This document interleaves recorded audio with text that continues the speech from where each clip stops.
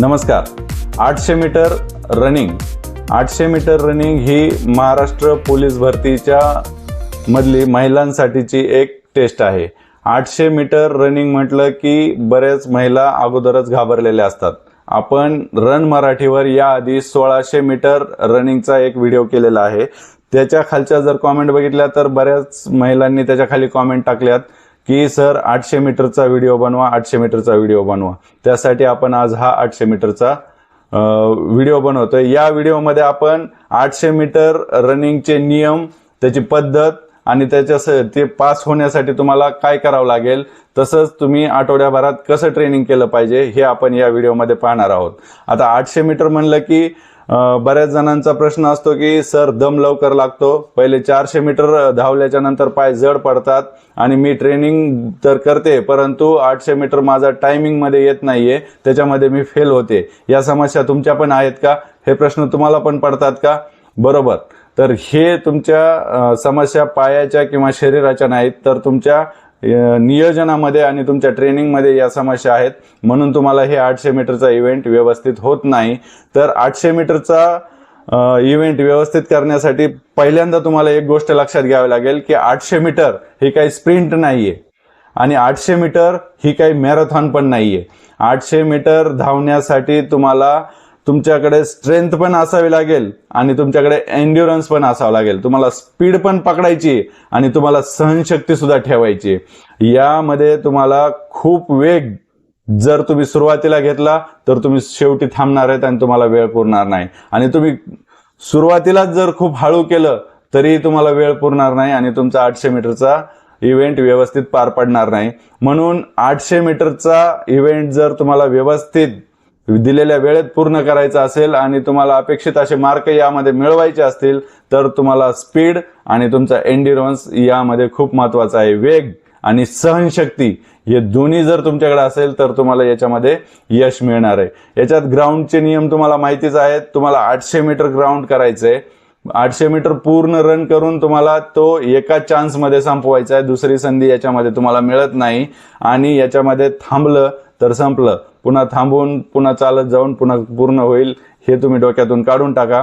ही काही शर्यत नाही, तर ही तुमच्या नियोजनाची आणि तुमच्या ट्रेनिंगची एक परीक्षा आहे. त्याच्यामुळे तुमचं नियोजन व्यवस्थित पाहिजे आणि त्या नियोजनानुसार तुम्ही ट्रेनिंग केलं पाहिजे. जर तुमचं ट्रेनिंग व्यवस्थित झालं तर तुम्हाला 800 मीटर व्यवस्थित वेळेत पूर्ण करून तुम्हाला अपेक्षित असे मार्क याच्यामध्ये मिळवता येतात. काही अवघड नाही. फक्त तुम्ही काही चुका करतात. त्या चुका कोणत्या आहेत बघा. सुरुवातीलाच खूप फास्ट वेग घेता आणि याच्यामुळे तुम्हाला शेवटी ते कव्हर होत नाही आणि मग तुमचं वेळ निघून जातो. तुम्ही श्वासावर लक्ष देत नाहीत, ही एक खूप मोठी चूक आहे. ब्रीदिंगवर व्यवस्थित लक्ष ठेवायचं. याच्या आधी आपण ब्रीदिंग रनिंग मध्ये कसं महत्वाचं आहे याच्यासाठी व्हिडिओ केलेले आहेत, ते रन मराठीवर आहेत. रनिंग करताना श्वास कसा घ्यावा, ब्रीदिंग कसं करावं याच्यासाठी तुम्हाला ते मागचे व्हिडिओ सुद्धा उपयोगी पडतील, ते सुद्धा तुम्ही बघा. श्वासावर लक्ष ठेवायचं. जर नाही ठेवलं तर तुम्हाला हा 800 मीटरचा इव्हेंट व्यवस्थित पार पाडता येणार नाही. आणि तिसरी चूक जी करतात ते रोज उठून 800 मीटरची टेस्ट घेतात. रोजच जर तुम्ही 800 मीटरची टेस्ट घ्यायला लागलात तर ते जमणार नाहीये. तुम्हाला व्यवस्थित प्लॅनिंग नुसारच ट्रेनिंग करावं लागेल. 800 मीटरची टेस्ट रोज घ्यायची नाही. याच्यामुळे तुमची बॉडी थकून जाते आणि तुमच्याकडे स्टॅमिना राहत नाही. आणि सगळ्यात महत्वाची अजून एक चूक करतात बघा. ग्राउंडवर गेल्या गेल्या लगेच पळायला सुरुवात करतात. असं अजिबात करायचं नाही. प्रत्येक रनिंगच्या अगोदर तुम्ही वॉर्मअप हा करायचाच. Warm up is must. वॉर्मअप न करता तुम्ही रनिंगला चालू करायचं नाही, वॉकिंगला चालू काहीच नाही. अगोदर वॉर्मअप. आणि सगळ्यात महत्वाची अजून एक चूक आहे ती म्हणजे तुम्ही मनाने घाबरलेले असता. व्हिडिओच्या खाली पण बघा तुम्ही मागच्या 1600 मीटरच्या याच्यावर की खूप जणींच्या कॉमेंट आलेल्या आहेत की सर 800 मीटरची भीती वाटते.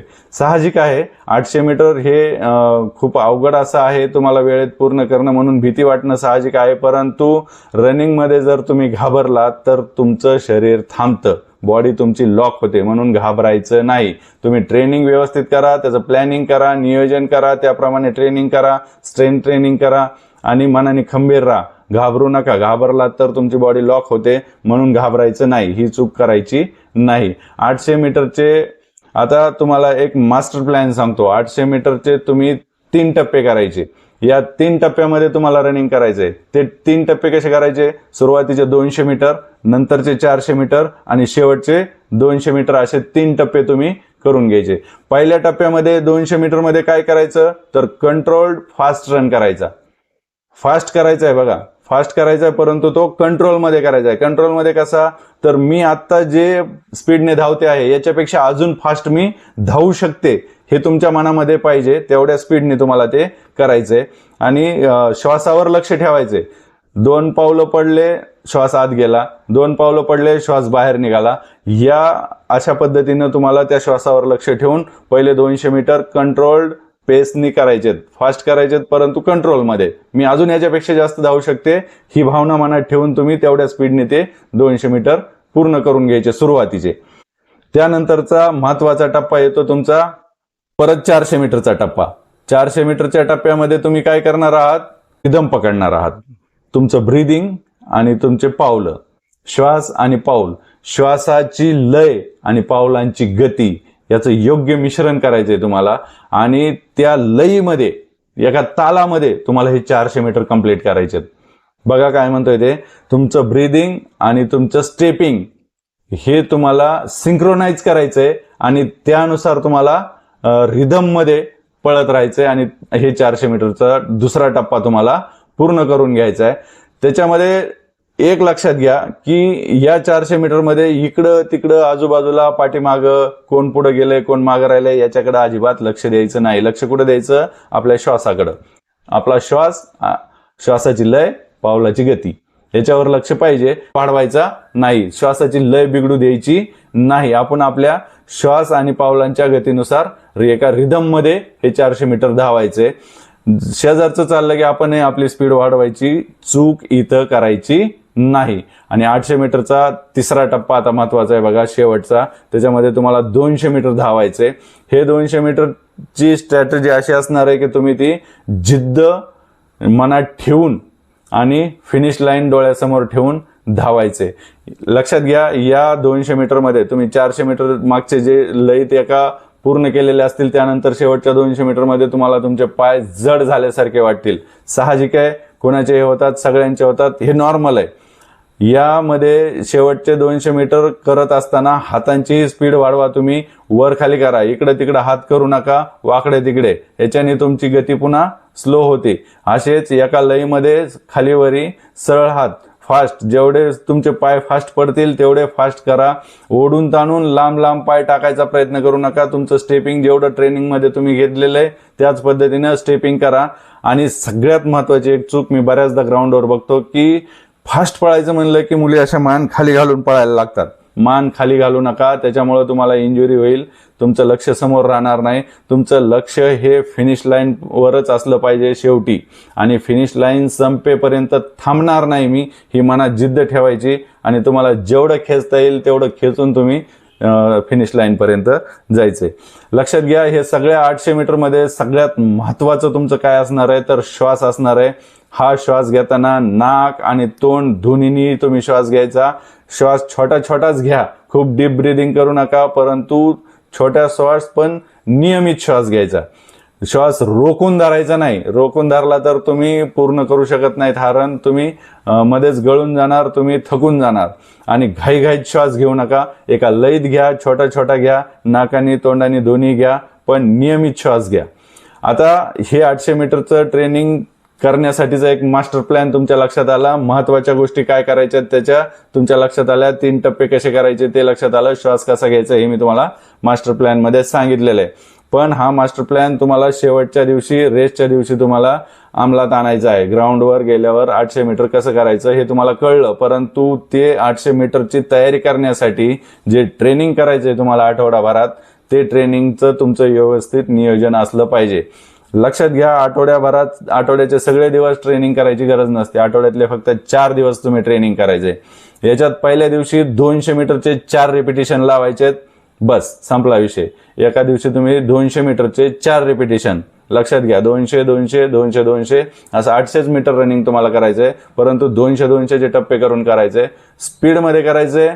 आणि त्याच्यानंतर तुम्ही मध्ये मध्ये 1 मिनिटाचा ब्रेक घ्यायचा आहे आणि ते झाल्याच्या नंतर व्यवस्थित कूल डाऊन करायचे.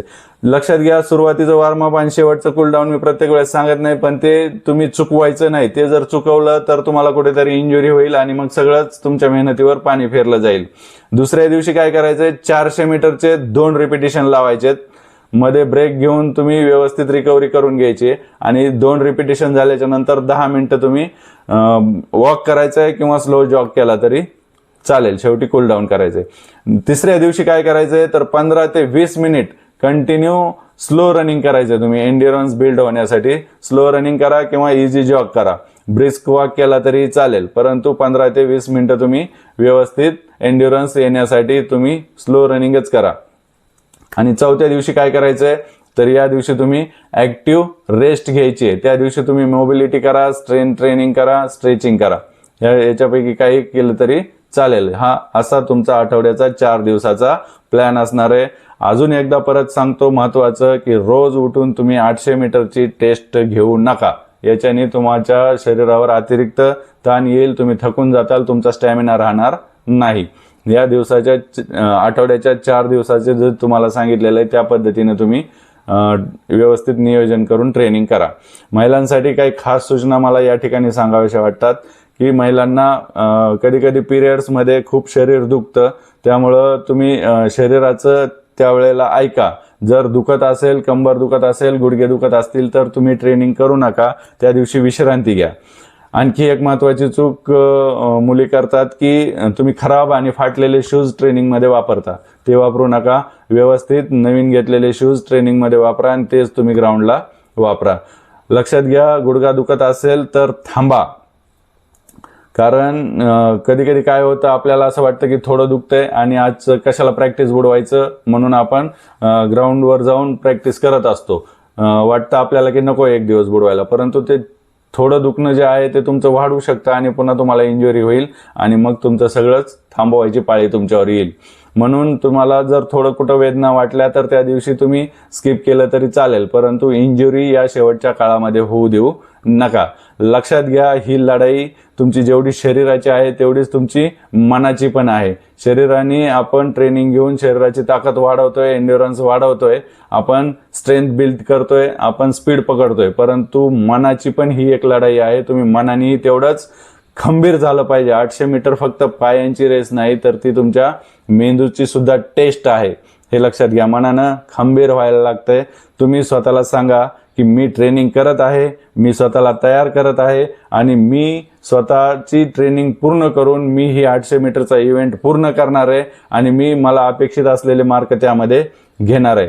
भीती वाटते अशा कॉमेंट करू नका. जर तुमच्या मनात रनिंग करत असताना इव्हेंटमध्ये जर मनात भीती बसली तर तुमचं शरीर थांबतं, बॉडी पूर्ण लॉक होती आणि मग तुम्हाला तो इव्हेंट कंप्लीट होणार नाही. म्हणून मनातली भीती काढून टाका.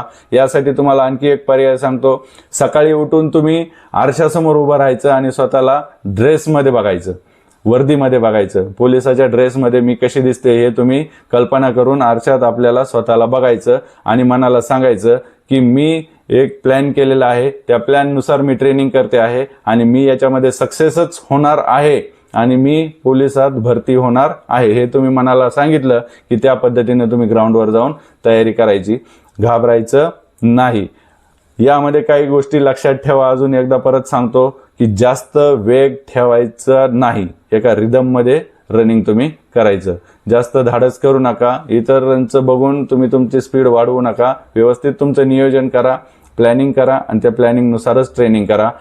सगळ्यात महत्वाचं, श्वासावर तुमच्या नियंत्रण करायला शिका. श्वास हा रनिंग मधला खूप मोठा भाग आहे. श्वासावर जर तुम्ही व्यवस्थित कंट्रोल केलं तर तुमचं रनिंग इझी होणार आहे आणि सातत्यानं सराव करा. कन्सिस्टन्सी खूप महत्वाची आहे. असेच व्हिडिओ आपण करत असतो. मागचा व्हिडिओ आपण 1600 मीटर केला होता, कारण त्याच्या आधी कॉमेंट आल्या होत्या, सर पोलीस भरतीचा 1600 मीटरचा इव्हेंट खूप अवघड वाटतो, त्याच्यावर व्हिडिओ करा. त्या व्हिडिओच्या खाली कॉमेंट आल्या, सर 800 मीटरवर व्हिडिओ करा, म्हणून हा आपण 800 मीटरचा व्हिडिओ केला रन मराठीवर. लक्षात ठेवा, अजून एक रन मराठीतर्फे तुम्हाला एवढंच सांगणं आहे की 800 मीटरची रेस ही आपल्याला जिंकायची नाही तर ती शिस्तीने पूर्ण करायची. सगळे फास्ट चाललेत म्हणून आपणही फास्ट जाऊन आपलं नियोजन बिघडून द्यायचं नाही. मास्टर प्लॅन तुमचा ठरलेला आहे 200, 400 आणि 200चा. पहिल्या 200 मध्ये स्लो पण कंट्रोलमध्ये सुरुवात करायची, दुसऱ्या 400 मध्ये आपल्याला रिदम मध्ये रनिंग करायची, शेवटच्या 200 मध्ये फुल स्पीडनी आपल्याला खेचायचे, फिनिश लाईन पर्यंत थांबायचं नाही. अशा पद्धतीने आपल्याला वेळेत आणि शिस्तीत ते 800 मीटरचा इव्हेंट पूर्ण करायचा आहे. आणि आपल्याला त्या 800 मीटरच्या इव्हेंटमध्ये आपल्याला जेवढे पाहिजेत तेवढे मार्क घ्यायचे आहेत. आपले ट्रेनिंग व्यवस्थित झालं प्लॅनिंगनुसार तर आपल्याला त्या इव्हेंटची भीती राहणार नाही आणि आपण ते पूर्ण करू शकतो. तुम्हाला पोलीस भरती होण्यासाठी आणि 800 मीटरचा इव्हेंट पूर्ण करण्यासाठी रन मराठीतर्फे हार्दिक शुभेच्छा.